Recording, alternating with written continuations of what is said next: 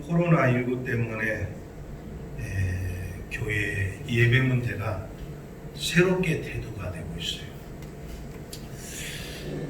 한 부류는 국가가 왜 예배에 대해서 간섭을 하느냐, 우리는 우리대로 예배를 드린다, 이런 교회가 있는가 하면, 또 한 부류는 이것은 국가의 재난 상황이기 때문에 국가 정책에 협조해야 하고, 그래서 가정 예배로 대체할 수 있다라고 말하는 교회가 있습니다. 우리 교회는 우리 당회가 이렇게 결정을 했습니다. 교회가 가정 예배로 전환하고 철저한 방역을 하고 있기에 감염 예방에는 얼마든지 동참을 해야 하지만, 우리가 주의를 정말 우리 교인들을 지키고 또 보호할 수 있는 여건에 된 우리 교회이기 때문에 최소한도 주일 오전 예배와 그리고 수요 예배는 드려야 된다 해서 이렇게 드리고 있습니다. 특히 헌법에 명시된 종교의 자유를 이런 기회를 통해서 그 누구도 침해해서는 안 된다는 그런 입장입니다. 저는 이 코로나 사태를 보면서 한국교회의 능력, 또 한국교회의 성숙이 어느 정도 되는가, 이런 걸 많이 보고 있습니다. 특별히 한국교회의 대부분의 교회들이, 큰 교회들은 수천 명씩 또 만 명씩 몰려드는 교인들 속에 누가 누구인지를 분별하지 못하니까 교회를 보호하고 지역의 감염을 확산하는 것을 방지하기 위해서 온라인 예배로 대체를 하고 있어요. 그러나 이것이 길어지면 교인들은 이런 거예요. 누구든지 마찬가지예요. 뛰면 걷고 싶고, 걸으면 쓰고 싶고, 쓰면 앉고 싶고, 앉으면 눕고 싶고, 이게 인간의 습성입니다. 그잖아요. 이게 편한 걸 좋아하잖아요. 그러나 믿음이라는 것은 하나님에 대한 의무를 어떤 상황 속에서도 저버리지 않는 것이 믿음입니다. 교회는 어느 시대든지 크고 작은 일들을 늘 겪게 돼요. 그러나 어느 시대에 어떤 일이 일어나든지 자기 시대를 감당해 가느냐, 아니면 시대의 어떤 상황에 무릎을 꿇느냐, 이게 둘 중에 하나입니다. 과거 교회의 역사는 어느 시대가 신앙의 생명력을 증명했는가를 쭉 기록을 하고 있어요. 그 중에 하나가 예루살렘 교회는 환난과 핍박 속에서도, 우리 한번 따라서 합시다. 초대교회는 힘있게 따라합시다. 초대교회는 환난과 핍박 가운데서도 믿음을 지켰습니다. 그러니까 그런 믿음을 지켰어요. 그러니까 교회는 역사의 어느 시점에 어떤 교회가 믿음을 지키며 신앙의 투쟁을 해왔는지 이걸 보게 하는 공동체예요. 그래서 교회는 역사에 대한 지대한 관심을 가질 수밖에 없어요. 교회는 역사의 시작과 함께 시공간적 형태로 교회가 이 지상에서 진행되었기 때문에 아주 역사와 밀접한 관련이 있어요. 다만 성경에는 세상에 속한 역사와 역사의 모든 사건을 다 담고 있지 않기 때문에 세속의 역사와 하나님의 역사를 우리는 분별을 해야 됩니다. 물론 세상의 역사와 구속의 역사는 하나님의 주권하에 하나님의 손 아래서 움직여져요. 그러니까 대통령이 세워지고 대통령이 이제 땅에 떨어지고 또한 어느 제국이 세워졌다가 망하고 어떤 문명이 세워졌다가 이제 흥하고 망하고 이런 모든 것들이 하나님의 손 아래서 진행된다는 이런 큰 시각을 우리는 가져야 돼요. 그러하려면 교회는 과거도 알아야 되고 또한 지금 이 시대가 어떻게 나가고 있는가 하는 시대 정신을 파악해야 돼요. 그래서 로마서 12장 2절에 보면 너희는 이 세대를 본받지 말아라 이런 말씀이 있어요. 우리 한번 따라서 합시다. 이 세대를 본받지 말라. 그러려면 이 세대가 어떻게 흘러가고 있는가를 알아야 돼요. 그러려면 교회는 역사의식이 있어야 하고 또한 우선순위가 분명해야 돼요.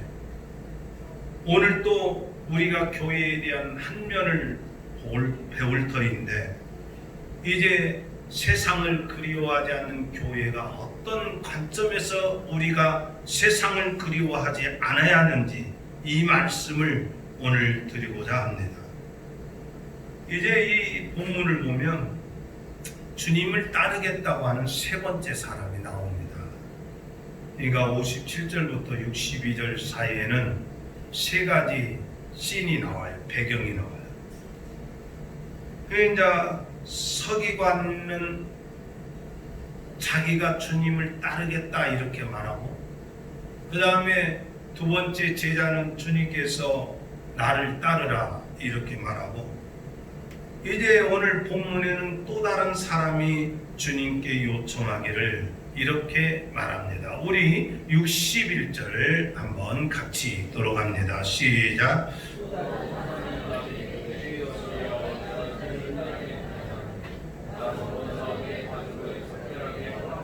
자, 그러니까 서기관도 아니고 주님이 따르라고 하는 사람도 아닌 또 다른 사람이 말하기를 주여 내가 주님을 따르겠습니다.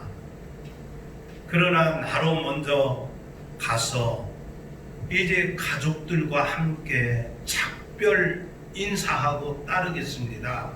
이렇게 이제 말을 하니까 예수님이 뭐라고 말해요? 우리 62절 시작. 예수께서 이르시되 손에 쟁기를 잡고 뒤를 돌아보는 자는 하나님의 나라에 합당하지 아니하리라 하시니라. 아멘.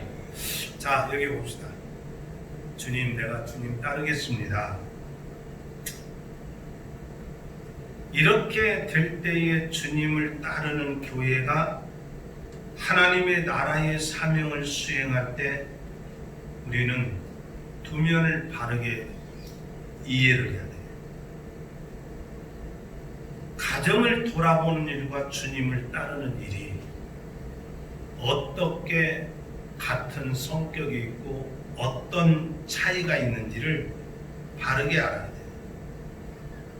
성경에 보면 하나님의 나라의 사명은 가정이라는 기본 단위로 시작된다는 것을 말하고 있어요. 그렇기 때문에 예수 믿고 신자가 되면 제일 먼저 바뀌는 게 뭐냐면 자기 가정을 잘 돌아봅니다. 특별하게 사명을 부여받은 사람은 자기 집을 잘 돌아봐야 한다. 이걸 디모데전서에서 가르치고 있어요. 자녀와 자기 집을 잘 다스리는 자라야만 집사가 될 수 있다.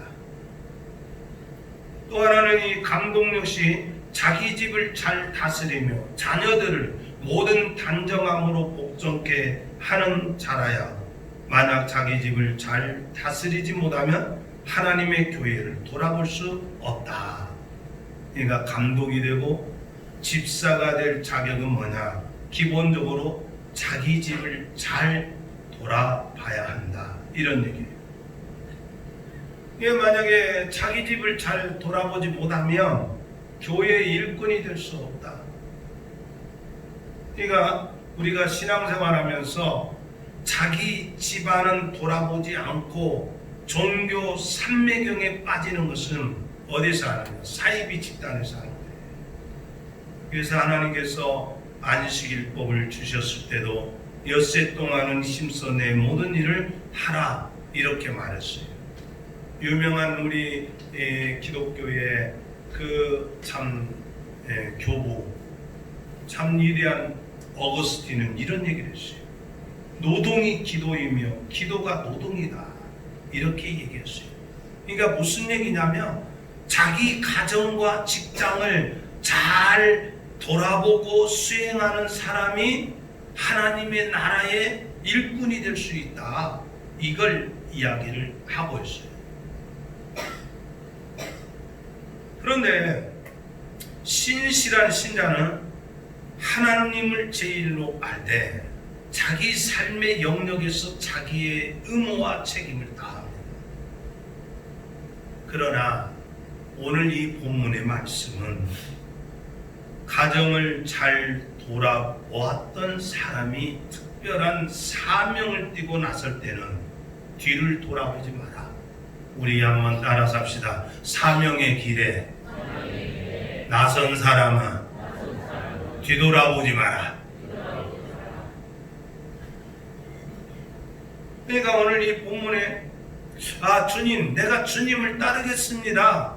그런데 내 이 집에 가서 가족들과 작별 인사를 하고 오겠습니다. 자, 잘 보세요. 어떻게 보면 가족들에게 작별 인사 몇 마디 하러 가겠다고 하는 이 사람에게 주님께서 왜 이걸 아주 박절하게 이걸 부정적으로 말씀을 하셨는가? 이 사람은 지금까지 주님을 따르던 사람이에요. 앞으로도 계속 주님을 따르고 싶은 마음이 있어요. 근데 걱정 하나가 있어요. 그것은 두고 온 가족의 생계 문제에 대한 걱정이 있어요. 그러니까 이 사람이 어느 입장이냐면 내가 그냥 단순하게 작별 인사하러 가겠다 이게 아니라 뭔 얘기냐면 가족의 생계 문제를 대책을 세워놓고 주님을 따르겠습니다. 주님은 이렇게 본 거예요. 가면 돌아오지 못할 사람이라는 걸 아신 거예요. 그러니까 대화가 굉장히 단순하게 우리는 보이지만 예수님께서는 이 사람의 마음을 잘 읽은 거예요. 주님을 따르겠다고 말하지만 이 사람의 마음에는 여러 가지 계산을 하느라 복잡하다는 거예요. 여러분, 주님을 따를 때는 따라서 합시다. 주님을 따를 때는 한 가지 마음만 가져야 한다. 아멘. 자, 주일날 우리가 교회를 올라보면 여러 가지 일들이 우리에게 들러붙는 경우가 있어요. 어디도 가야 되고 결혼식장도 가야 되고 어디 또 밭에도 가봐야 되고 어디도 농장도 가봐야 되고 그러면 사람이 이제 이 주님을 따르겠다고 하는 이 주일날에 한 가지 마음, 단 마음만 가져야 되는데 여러 가지 계산을 하는 경우가 있어요. 오늘 이 본문은 평상시의 상황을 두고 전개되는 대화가 아니에요. 시급한 때에 교회가 어디를 바라봐야 하고 제자가 어디를 바라봐야 하는가, 이 말씀을 주님께서 일러주시는 거예요. 지금 주님께서 1년 6개월 2년 6개월 됐어요. 사역하신 지. 그러면 6개월이면 우리 주님께서 십자가에 돌아가실 때가 된 거예요. 주님께서 이런 말씀을 여러 차례 하셨어요. 제자들에게. 제자들아, 내가 얼마 있지 않으면 십자가에 죽을 것이다. 그때마다 제자들은 주님이 십자가에 죽으신다는 의미를 제대로 깨닫지 못해요. 그러니까 주님께서 교회가 가장 중요한 일은 뭐냐? 다른 게 아니에요. 교회가, 우리 한번 따라서 합시다. 교회는 주님을 따르는 공동체입니다. 그러면 주님을 따라가는 길은 어떤 길이냐? 십자가의 길이라, 고난과 희생이 따르는 길이라는 거예요. 이 당시에 많은 유대인들, 특히 바리새인들과 서기관들과 사두개인들은 고난이 없는 화려한 메시아 왕국, 정치적인 메시아 왕국을 기대했어요. 그러나 참된 제자로서의 길을 가는 교회는 예수님을 바라보는 관점이 바뀌어져야 된다는 거예요. 그러니까 아직까지도 제자들이, 예수님을 따르는 사람들이 정치적인 메시아로 알고 있는 그 망상에서 깨어나야 한다는 것이 주님의 뜻이에요. 세례 요한이 예수님을 뭐라고 소개합니까? 보라, 세상 죄를 지고 가는 하나님의 어린 양이로다. 제자들도 예수님을 희생의 주님으로 봐야 하고, 십자가에 죽는 주님을 봐야 하고, 죄와 사망에서 우리를 건져주시는 그 십자가를 봐야 되는데, 이 시급한 상황에 주님을 따르다가 갑자기 자기 집으로 돌아가겠다고 한다면 이건 교회가 취할 자세가 아니다. 그러다면 우리가 이 주님의 말씀에서 얻어야 할 교훈이 뭐냐? 첫째로, 교회는 주님을 따르다가 세상을 뒤돌아보지 말아야 하는 거예요. 자, 우리가 예수님 믿고 죄와 사망에서 구원받았다는 이 믿음이 다 있을 거예요. 여러분, 정말 예수님을 구주로 믿습니까? 아멘. 여러분이 죄와 사망에서 건진받은 확신이 있습니까? 아멘. 그러면 이 구원이라는 것이 뭐냐? 구원. 보통 그런 거죠. 아, 구원은 그저 좋은 세상 간다는 거, 이렇게 생각하기가 쉬워요. 그런데 구원이라고 하는 것은 애당초 뭐냐? 바라보는 방향을 바꾸고 그 방향을 향해서 뒤돌아서지 않는 것이 구원의 길이에요.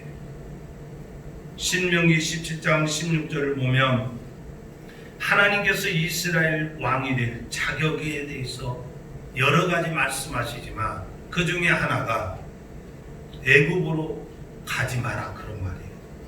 애굽으로 가지 마라. 하나님께서 이스라엘 백성들을 출애굽시킨 다음에 저 가나안 땅으로 가려면 서해안 쪽으로, 그냥 해변 쪽으로 쭉 가면 얼마 안 걸려요. 그 가깝게 갈 수 있는 길이에요. 근데 하나님 그 길로 인도하지 않아요. 왜 그 길로 인도하지 않으시는가? 이스라엘 백성들이 가다가 블레셋 사람들 만나면 그냥 겁먹어서 다시 애굽으로 돌아갈까봐 광야 쪽으로 인도하시는 거예요. 뭔 얘기냐면 애굽으로 돌아간다는 것은 죄의 우상의 토양이라는 것을 주님께서 말씀하셔요. 창세기 19장을 보면 소돔 고모라의 멸망 사건이 나옵니다. 천사가 이 롯의 손을 붙들고 끌고 나와요. 그러면서 이곳을 급히 빠져나가야 된다라고, 하나님의 재앙이 이 성에 임할 것이라고 이렇게 말해요. 그러면서 천사가 소돔을 빠져나가는 롯에게 이르기를 뭐라고 말하냐면, 너는 뒤를 돌아보지 말아라. 그리고 산으로 도망하여 멸망을 면하라, 이렇게 말해요. 그런데 부지런히 이렇게 도망 나오는 과정에 갑자기 롯의 아내가 뒤를 돌아봐요. 왜 뒤를 돌아봤습니까? 거기에 놓고 온 금은보화, 세상의 물질 생각하니까 그거 아까워서 뒤돌아보는 거예요. 사람은 생명이 소중하다는 것을 아는데 평소에 생명의 소중함을 진리와 말씀으로 늘 깨닫지 못하고 살아가면 순간 물질이 있는 곳에 자기 생을 바쳐요. 예를 들어서 의사 선생님이 진단을 내려요. 당신은 절대 이제는 심한 노동하지 말아야 됩니다. 이 심한 노동하지 말아라고 딱 이 사인을 주고 진단을 내렸다면 심한 노동하지 않아야 돼요. 그런데 돈에 욕심이 생기면 자기가 죽는 길인지도 모르고 거기에 빠져요. 우리가 잘 아는 대로 오래전에 그 서울 서초구의 우면산 알죠? 우면산에 폭우가 쏟아져서 그 일대의 부자들이 사는 아파트에 물이 찼어요. 근데 어느 아주머니가 지하에 있는 그 금괴를 열로 갔다가 그만 물 찬 지하에서 죽고 말아요. 우리는 주님을 따르면서도 뒤를 돌아보는 습관, 이것이 한두 번이 아닐 거예요. 근데 한 번 넘어지면 두 번 넘어지고 세 번 연달아 넘어지기가 쉽습니다. 사람이 한 번 뒤돌아보는 것을 쉽게 생각하면 그 사람은 일생 동안 전진하지 못하고 뒤돌아본 그 천박한 자리에 붙잡히게 돼요. 오늘 주님께서 쟁기질은 앞만 바라보며 쟁기질을 해야 하는데 쟁기를 잡은 사람이 쟁기를 잡고 뒤를 돌아본다는 것은 이미 두 마음을 품었다는 거예요. 사람이 두 마음을 품으면 반드시 방황이 따라오게 되고 뒤를 돌아본다는 것은 마음이 딴 곳에 있다는 것을 말하는 거예요.